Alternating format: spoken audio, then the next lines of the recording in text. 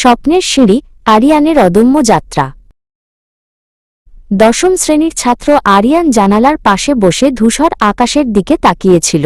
তার সামনে খোলা ছিল একটি পুরনো ল্যাপটপ আর কিছু কোডিংয়ের বই।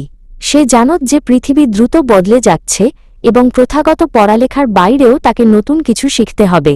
নিজের ক্যারিয়ার নিয়ে তার মনে অনেক প্রশ্ন, কিন্তু তার চোখ ছিল স্বপ্নে ভরা। আরিয়ানের ক্লাসের শিক্ষক জনাব জামান তাকে সবসময় উৎসাহ দিতেন। একদিন তিনি আরিয়ানকে ডেকে বললেন, আরিয়ান, ভবিষ্যৎ তাদেরই যারা আজকের চ্যালেঞ্জগুলোকে সুযোগ হিসেবে দেখে। শুধু ভালো নম্বর নয়, বরং সমস্যা সমাধানের দক্ষতা অর্জন করো। আরিয়ান শিক্ষকের প্রতিটি কথা মন দিয়ে শুনছিল। আরিয়ান ঠিক করল সে একটি মোবাইল অ্যাপ তৈরি করবে যা স্থানীয় ক্ষুদ্র ব্যবসায়ীদের সাহায্য করবে। সে রাত জেগে কোডিং শিখতে শুরু করল। অনেক সময় তার কোড কাজ করত না, সে হতাশ হয়ে পড়ত। তার মনে হতো হয়তো সে পারবে না, কিন্তু পরক্ষণেই সে তার লক্ষ্যের কথা ভেবে আবার কাজ শুরু করত। যখনই আরিয়ান কোনো সমস্যায় পড়ত, সে তার বড় বোন জোয়ার কাছে যেত। জোয়া একজন সফটওয়্যার ইঞ্জিনিয়ার। জোয়া তাকে শেখাল কিভাবে ইন্টারনেটে সঠিক তথ্য খুঁজে বের করতে হয়। জোয়া বলল, শিখতে শেখাটাই হলো আসল কৌশল। আরিয়ান। এই কথাটি আরিয়ানের চিন্তাধারা বদলে দিল। শুধু কোডিং নয়, আরিয়ান বুঝতে পারল তার কথা বলার দক্ষতাও বাড়ানো প্রয়োজন। সে আয়নার সামনে দাঁড়িয়ে একাই নিজের প্রকল্পের কথা বলতে শুরু করল।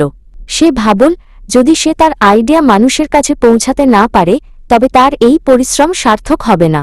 সে ধীরে ধীরে আত্মবিশ্বাসী হয়ে উঠল। আরিয়ান তার সবচেয়ে ভালো বন্ধু কবিরকে তার প্রজেক্টে যুক্ত করল। কবির ডিজাইন ভালো বুঝত। তারা দুজন মিলে স্কুলের ল্যাবে ঘণ্টার পর ঘণ্টা কাজ করত।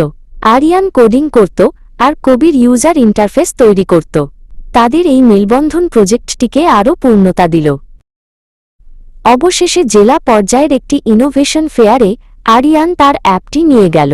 কিন্তু ডেমো দেখানোর সময় তার অ্যাপটি হঠাৎ ক্র্যাশ করল। সবাই তার দিকে তাকিয়ে আছে। আরিয়ানের খুব অস্বস্তি হতে লাগল। তার মনে হল তার সব পরিশ্রম বৃথা গেল। সে মঞ্চে একাকী দাঁড়িয়ে রইল। মেলা শেষে কবির এসে আরিয়ানের পিঠে হাত রাখল। সে বলল, ব্যর্থতা মানেই শেষ নয় বন্ধু, চলো দেখি ভুলটা কোথায় ছিল। তারা দুজন মিলে ল্যাবে ফিরে গেল এবং পুরো রাত ধরে বাগটি খুঁজে বের করল। আরিয়ান শিখল যে ক্যারিয়ারের পথে হোঁচট খাওয়াটা স্বাভাবিক, কিন্তু উঠে দাঁড়ানোটা জরুরি।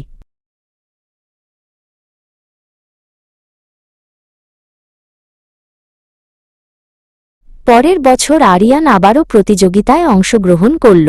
এবার তার অ্যাপটি নিখুঁতভাবে কাজ করল।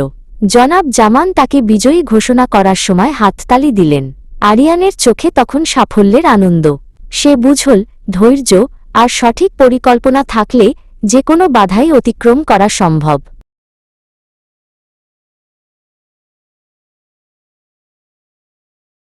হাইস্কুল শেষ করার সময় আরিয়ান আর আগের মতো দ্বিধাগ্রস্ত ছিল না।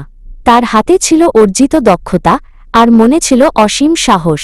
সে পাহাড়ের চূড়ায় দাঁড়িয়ে দিগন্তের দিকে তাকাল। ক্যারিয়ারের আসল যাত্রা তো সবে শুরু হল। সে জানে সামনের পথ চ্যালেঞ্জিং হবে, কিন্তু সে এখন লড়াই করতে প্রস্তুত।